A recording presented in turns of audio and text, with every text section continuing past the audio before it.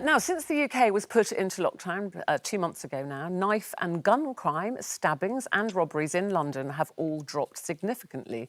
And to stop rates going back up again, the Metropolitan Police has a plan. They want to visit known criminals and give them a pep talk in the hope of turning their lives around. Met Police Commissioner Cressida Dick said, "We will be talking to criminals about the opportunity they now have to get away from a life of violence.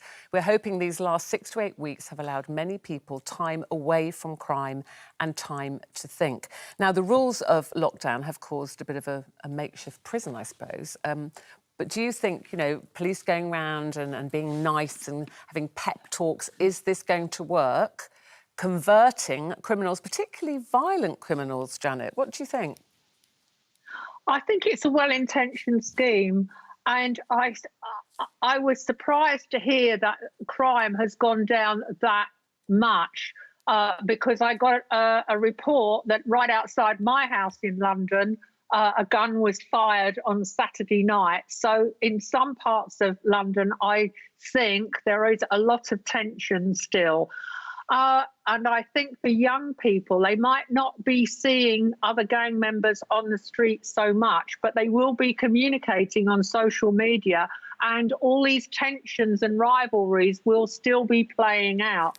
Plus, they will be locked up in very confined spaces with their families. So I think a visit from a police officer to try and talk you down and try and persuade you there's another way forward is on paper a good idea. But unless each one of these hardened, criminals, and unfortunately a lot of them are under 25 and who've known no other existence except being in gangs since they were at secondary school, how you get them out of that loop requires a mentor for each person. Yeah. Now, do we have those resources? We used to have youth clubs. We used to have a lot more social workers. There used to be funding for a lot of youth initiatives. But, Linda lives near me in London, and she knows only too well how much the money's been stripped from all those things. I agree. That's what I thought when I read this. I thought, well, actually, it's a start, and actually, if you've got them one-to-one, often gang culture,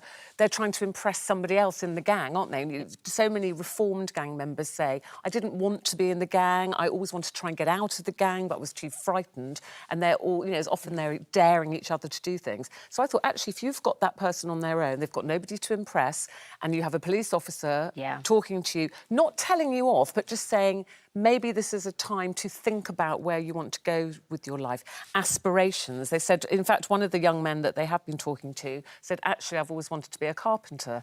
But like you say, Janet, unless you can then, once lockdown is lifted and we're back to some kind of normality, unless there are resources to help that young man go forward. And you said about under 20, they're saying a third are aged between 16 and 18, a few even younger than that. And the list that the Metropolitan Police are using include 30 women and girls, so it's not just men, Kelly. I think it is important also to do that, because them actually offering an olive branch rather than going down that kind of, strict, heavy-handed method would be, I think that would be welcomed by certain individuals. They would probably have never seen them face-to-face other than to handcuff them, so so it's really nice, I think, to have that personal touch, and there could be a moment of meeting of minds where they're going, OK, actually, I didn't see that you as a person. I saw you as an organisation, or the boys in blue, rather than, a real person. Maybe that connection could help. I think it's a really good idea, and I think it's really good of them to try, but I don't think it's going to make much difference once it's all over. I just think there is nowhere for young people to go nowadays. When I was growing up, I had youth clubs. I had somewhere called the All Saints, and we'd all meet in there and that down the Caledonian Road. But nowadays, there's nowhere for them to go. It's like all those youth clubs have been taken away from them. And so that's why they're hanging around on street corners in gangs and ever. And knife crime. Yeah, exactly, Linda. That's what happened to me, because I grew up in Fulham in quite a rough area, and we went to the youth club from 12 years old, and it was part of our culture. That's where we made all our friends, and we knew the people who ran it, and it was a really tight-knit thing.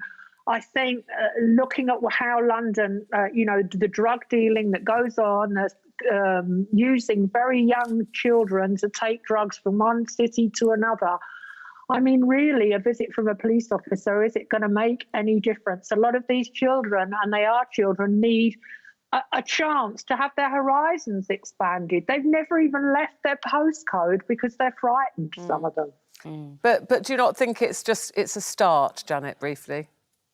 I do think it's a start, yes. I do think, I applaud it, but like Linda, I don't know where it will go eventually. No, because we used to do photography and there was Anna Scher's, a theatre in Islington, so we'd go along to the theatre, so that'd keep us off the streets and everything, you know, whereas there doesn't seem to be anything like that now. Some of the places that are available, boxing gyms and things that people are trying to help them, they'll all be closed at the moment, won't they? So and also, no one's got any money, so there's no point going out and mugging people if they've got any money, is there? No, yes, I suppose not.